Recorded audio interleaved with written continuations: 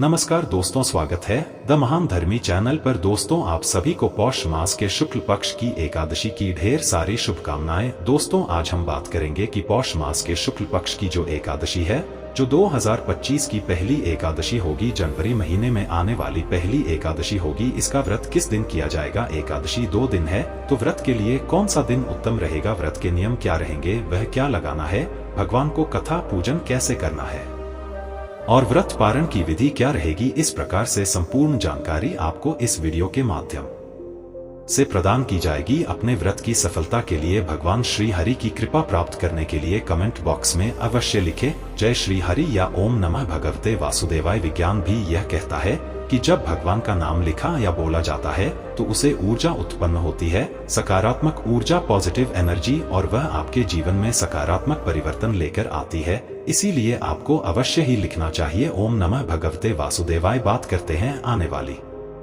एकादशी की। हम जो भी जानकारी देते हैं वह पंचांग और ज्योतिष शास्त्र पर आधारित होती है, कुछ भी मनगढ़ंत तरीके से नहीं बताया जाता है।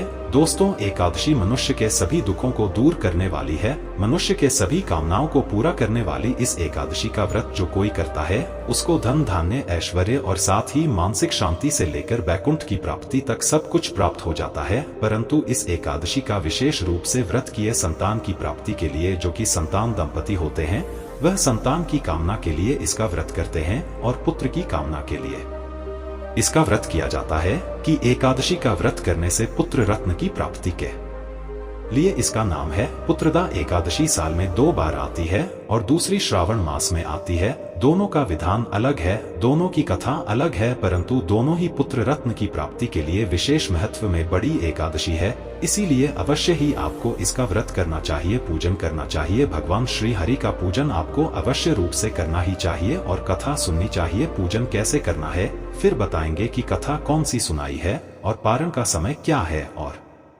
कब करना है ना। उसे दिन आपको सूर्योदय से पहले अवश्य जाना चाहिए, के बाद स्नान आदि करके भगवान भास्कर को जल दीजिए और आपका जो पूजा स्थल है वहां बैठकर सबसे पहले व्रत का संकल्प कीजिए। संकल्प करने के लिए अपने सीधे हाथ में जल लीजिए के रूप में कम से कम अधिक जो भी रखना चाहिए आप रख सकते हैं।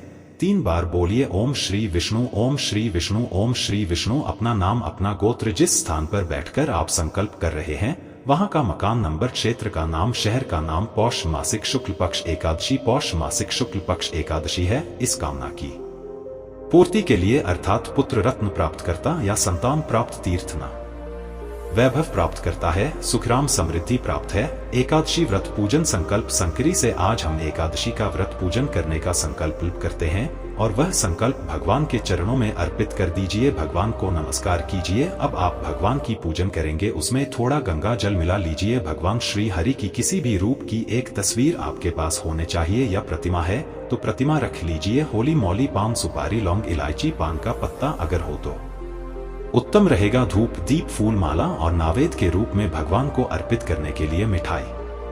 पूजन करने से पहले भगवान की तस्वीर को स्थापित किया जाता है। स्थापित करने के लिए यह स्थान पर आपने तस्वीर रखनी है ना। उसे स्थान का शुद्धिकरण कीजिए, तो लोटे में जो जल है जिसमें गंगाजल अपने मिलाया है उसे चित्त दीजिए, उसे स्थान का पवित्रीकरण हो जाएगा। फिर आप उसे स्थान पर पुष्प रख दीजिए। वह पुष्प आप भगवान को एक प्रकार से आसन दे रहे हैं, आसन के रूप में है। पूजन के लिए पहले भगवान को अजमानी कीजिए, अर्थात 3 बार चल के दीजिए। देने के बाद तिलक लगाइए, अक्षत लगाइए, फूलों की माला पहना लिए, पुष्प अर्पित कीजिए, धूप दिखाइए, घी का दिया बत्ती वाला दीप दिखाइए। यह जो दीपक है इसको उठाना नहीं है जहां आप रख रहे हैं। दीपक को रखने से पहले चावल या पुष्प आसन के रूप में रख दीजिए, उसके ऊपर से आप दीपक को रखिए। इसे कभी भी नीचे नहीं रखा जाता है और एक प्रकार से साक्षी देव है, अग्नि साक्षी है, हमारी आज की पूजा के साक्षी है। इसीलिए इस दीपक को उठाना नहीं होता है। आरती के लिए हम दूसरा दीपक प्रयोग में लाएंगे। दीप दिखाइए और नेवरी के रूप में जो भी मिठाई आपके पास है वह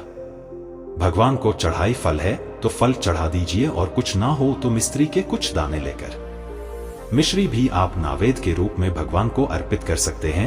भगवान को हाथ जोड़कर नमस्कार 1008 बार जाप करना चाहिए। उसके बाद मनोकामना पूर्ति के लिए एक पान का बीड़ा बनाया पान का पत्ता लीजिए, उसकी दांडी तोड़ दीजिए, उसमें 2 लौंग 2 इलायची और 1 सुपारी रखिए। उसकी विदा बनाया चोर के 5 बार ओम नमः भगवते हैं जो कामना है आपकी वह बोलिए। यदि आप संतान प्राप्ति के लिए पूजन कर रहे हैं, भगवान से मन ही मां प्रार्थना कीजिए और उसके बाद वह पीड़ा भगवान को अर्पित कर दीजिए। अगर है तो, अगर नहीं है तो कथा आपको सुनाई चाहिए। भगवान श्री कृष्ण द्वारा युधिष्ठिर महाराज को सुनाई जाती है, उसे कथा का ही श्रवण करें। एकादशी की जितनी भी कथाएं हैं, महत्व है, वह सभी की सभी महाराज श्री कृष्ण के मुखारविंद से महाराज युधिष्ठिर को सुनाई गई है। उसे कथा का श्रवण करें। अगर आपके कथा नहीं है तो आप चैनल पर प्रत्येक एकादशी की कथा सुनाई जाती है, वीडियो अपलोड किया जाता है, तो आप उसे अवश्य ही सुन लीजिएगा। सुनने के बाद आप भगवान की आरती करेंगे। आरती करने के बाद आप फल का भोग लगाएंगे, प्रसाद बंधु बांधों में वितरित करेंगे। आज के दिन आना नहीं खाना होता है। नियमों की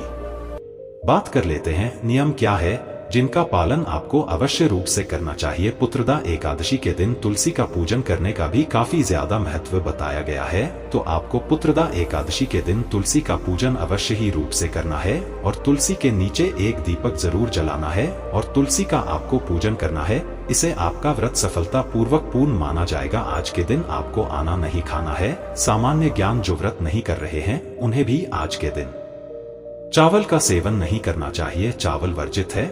जो प्रतिजन है उनका फल आहार करना चाहिए।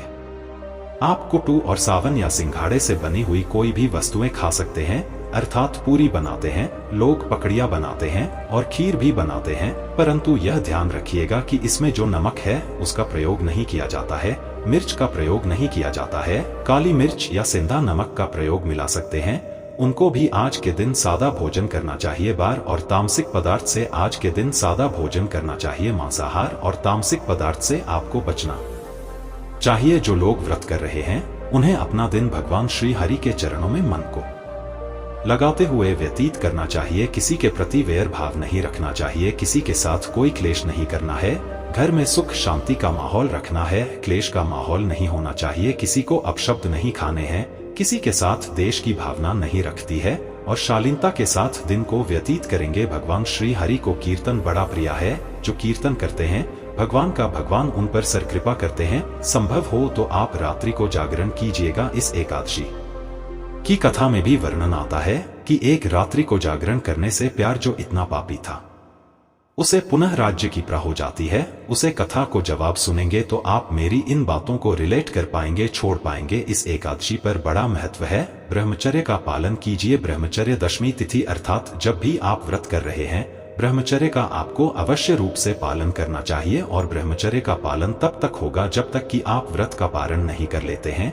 हम सभी एकादशी में बताते हैं आपको कि यह जो नियम है यह आवश्यक नियम है। जो दाम्पत्य जीवन में है, शादीशुदा है, उन सभी को भी इसका ध्यान रखना चाहिए कि आप ब्रह्मचर्य का पालन करते हुए इस व्रत को पूर्ण करें। इसका नियम बना रहना चाहिए। इस प्रकार से अगले दिन पारण के लिए आपको सूर्योदय से पहले उठना चाहिए। अपहरण की बात करेंगे कि पारण की विधि क्या है और पारण वाले दिन आपको क्या करना है। जहाँ है उसको भगवान सूर्य को अर्पित करें। भगवान को पद्य मार्ग अजमानी अर्पित कीजिए। 3 बार जल की छुट्टी दीजिए। जल की छुट्टी देने के बाद भगवान को तिलक लगाइए। तिलक लगाकर अक्षत लगाइए। फूलों की माला पहनाए, क्योंकि माल पहनाए। धूप दिखाइए और दीप दिखाइए। दीप दिखाने के बाद भगवान को नैवेद्य के रूप में आज आपको काले तिल से बनी हुई कोई मिठाई या लड्डू आदि अर्पित करना चाहिए। काला तिल ना हो तो आप सफेद तेल से बना हुआ अभी अर्पित कर सकते हैं। नमस्कार कीजिए और भगवान को पारण का भोग लगाइए। पारण कीजिए और भगवान को पारण का भोग लगाइए। आपको पीले चावल का भोग भगवान को लगाना चाहिए। पीले चावल ना बने तो फल का भोग लगा सकते हैं। यह जो भी सात्विक आहार आप घर में बना रहे हैं उसका भोग भी लगा सकते हैं। विशेष रूप से केसर की खीर का भोग भी पुत्रदा एकादशी पर लगाया जाता है और उसको प्रसाद को जो रति है उसे पारण के समय ग्रहण करना चाहिए। जो भी आपके पास उपलब्ध है, बनाया है, उसकी थाली सजाया। थाली में तुलसी का पत्ता अवश्य रखें। भगवान से प्रेम पूर्वक भोजन का निवेदन कीजिए। भोजन के लिए आवाहन कीजिए कि प्रभु भोग लगे। भगवान जो वह प्रेम के भूखे हैं। आप प्रेम से भोग लगाएंगे तो अवश्य ही भगवान वह ग्रहण करेंगे। भगवान को भोग लगाने के बाद जल जमानी कराया। जल लीजिए। जो आपकी थाली है उसके चारों तरफ घूमर छोड़ दीजिए। जलज पर निकल के भगवान को हाथ छोड़ने के बाद जो भोजन की थाली है उसको उठा लीजिए और बाकी का जो प्रसाद है उसमें मिला दीजिए। बहुत आवश्यक प्रक्रिया है जो आपको अवश्य करनी ही चाहिए, क्योंकि पुष्पांजलि आपके किसी भी पूजा पाठ की सफलता उसी में निहित होती है। देखिए, पुष्पांजलि करने के लिए हाथों में पुष्प ले लीजिए, भगवान से निवेदन कीजिए। परमेश्वर हो हे प्रभु, ना हम आपका आवाहन जानते हैं, ना पूजन जानते हैं, ना विसर्जन जानते हैं, अज्ञानी जीव है। जैसे सेवा आपके श्री चरणों की है, इसमें जाने अनजाने में कोई गलती कोई भूल हमसे हो गई हो तो प्रभु से क्षमा करना। आप दया सिंधु है, हम आपके दर के भिखारी हैं, भगवान पड़ा है। ऐसी सेवा हमने आपके शिष्य, हमारे पास आपको अर्पित करने के लिए कुछ भी नहीं है, तन मन धन सब आप ही का है, हमारे पास क्या है। उत्तम पुष्पांजलि में आदत ग्रह राम परमेश्वर है, इसे आप स्वीकार करें और दया का आशीर्वाद प्रदान करें। एकादशी के व्रत में द्वादशी के दिन ब्राह्मण भोजन का बड़ा महत्व है। ब्राह्मण को भोजन करे, भोजन ना कर सके तो आप उन्हें दान अवश्य करें। आप भोजन की सामग्री दीजिए, ब्राह्मण को दान दीजिए। दान का बड़ा महत्व आपको आज के दिन कोई भी जानकारी दी गई है, आप वहां पर भी आप निदान राशि भेज सकते हैं, सहयोग राशि भेज सकते हैं। हमारे जो दर्शन हैं, सुपर थैंक्स के माध्यम से हमें राशि भेज रहे हैं, अपना सहयोग भेज रहे हैं, आप सबका बहुत धन्यवाद है। आप भी जोड़ी एक प्रकार की है जिसमें आप हमारे चैनल को सहयोग कीजिए, सहायता कीजिए, जिससे कि हम आपको इसी प्रकार से सही जानकारियां समय से पहुंचाते रहे। और सुपर थैंक्स के माध्यम से आप हमें अपने सहयोग राशि भेज सकते हैं। ब्राह्मण को दान देने के बाद अब आपको व्रत का पालन करना चाहिए। ओम नमः भगवते वासुदेवाय मंत्र का 5 बार जाप करें, तुलसी का पत्ता मुंह में रखें और व्रत का पालन करें। यदि आपने केसर की खीर बना आई है, उसका भोग भगवान को लगाया है, तो उसे भोग से आप अपने व्रत का पाठ कीजिए। इसके बाद दिन में आप कुछ भी खा सकते हैं। बहुत से लोग कहते हैं कि आज चावल खा सकते हैं कि नहीं, बिल्कुल विशेष विधान है। पारण वाले दिन तो पीले चावल का तो आपको खाना ही चाहिए। बात करते हैं कि एकादशी का व्रत कब किया जाएगा, उत्तम व्रत क्या रहेगा। चलिए वक्त को अब जान लेते हैं। एकादशी व्रत का क्या शुभ मुहूर्त रहने वाला है और कब से कब तक रहेगा एकादशी का व्रत, यानी कि जो पुत्रदा एकादशी है उसका व्रत कब से कब तक रहने वाला है। अब वह सब जानकारी भी हम यहाँ पर जान लेते हैं। 2 दिन एकादशी होने वाली है, तो और पालन के लिए शुभ समय क्या रहेगा। 9 जनवरी को, 9 जनवरी 2025 को दोपहर को 12:02 और यह 10 जनवरी को सुबह 10:01 पर समाप्त होगी। पैसे में देखिए, उत्तम जो व्रत रहेगा वह 10 जनवरी को रहेगा। आप 10 जनवरी को व्रत कीजिए, क्योंकि 9 जनवरी को दोपहर को आ रही है एकादशी। कोई मतलब नहीं रह जाता है उसका, ना तो सूर्य के मुख से है। जो उत्तम व्रत है वह 10 जनवरी को इसलिए क्योंकि एक तो सूर्य के मुख से एकादशी है, वह उत्तम नहीं माना जाता है। वह आपके सभी में 10 जनवरी 2025 को भरण के पारण की बात करते हैं। सूर्य के मुख से एकादशी है। दूसरा द्वादशी योग्यता व्रत होगा एकादशी का दशमी भेजो जो व्रत है वह उत्तम नहीं माना जाता, इसलिए आपको व्रत करना है। 10 जनवरी 2025 को 3 सिद्धांत है, इनका पालन करते हुए ही पालन का समय निर्धन टी पहले भारत के अगले दिन सूर्योदय के बाद 12वीं किया जाता है। द्वादशी तिथि में पालन किया जाता है और द्वादशी तिथि लंबा होने के पहले 6.5 घंटे में पालन नहीं किया जाता है।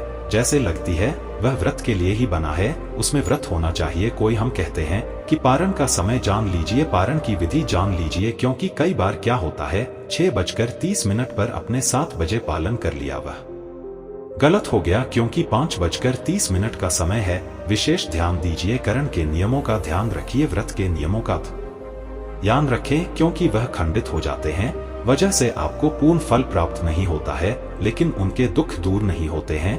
उनकी जो भगवान से उन्होंने प्रार्थना की है, जो उन्होंने कामनाएं मांगी हैं, वह पूरी नहीं होती है। तो नियमों का कृपया ध्यान रखिएगा और कारण नियम के अनुसार एक कीजिएगा। शुभ मुहूर्त, शुभ समय क्या रहेगा। जनवरी को सुबह 7:14 से और 8:02 तक इस समय में आप पालन कीजिएगा। आपका अवश्य ही व्रत जो है वह पूर्ण होगा। भगवान श्री हरि की कृपा से आपके सभी मनोरथ सिद्ध होंगे। वीडियो अच्छा लगे तो लाइक अवश्य कीजिएगा। कमेंट बॉक्स में जय श्री हरि ओम नमः भगवते वासुदेवाय लिखिए। भगवान की कृपा आपको अवश्य प्राप्त होगी। चैनल पर नए हैं तो चैनल को सब्सक्राइब कर लीजिए, जिससे कि सही जानकारी आपको समय से प्राप्त होती रहे। अगर आपको यह वीडियो थोड़ी बहुत हेल्पफुल लगी हो तो वीडियो को एक लाइक जरूर कीजिए और इस जानकारी को अपने दोस्तों के साथ जरूर शेयर कीजिएगा, से वह भी अपने व्रत का पारण अच्छे से कर सके और सही मुहूर्त पर कर सके। चलिए दोस्तों, मिलते हैं अगले वीडियो में। चैनल को सब्सक्राइब करें और बेल आइकन को ऑन कर दें, जिससे आने वाली हर एक वीडियो का नोटिफिकेशन आपको मिल सके। वीडियो को पूरा देखने के लिए दिल से धन्यवाद दोस्तों। मिलते हैं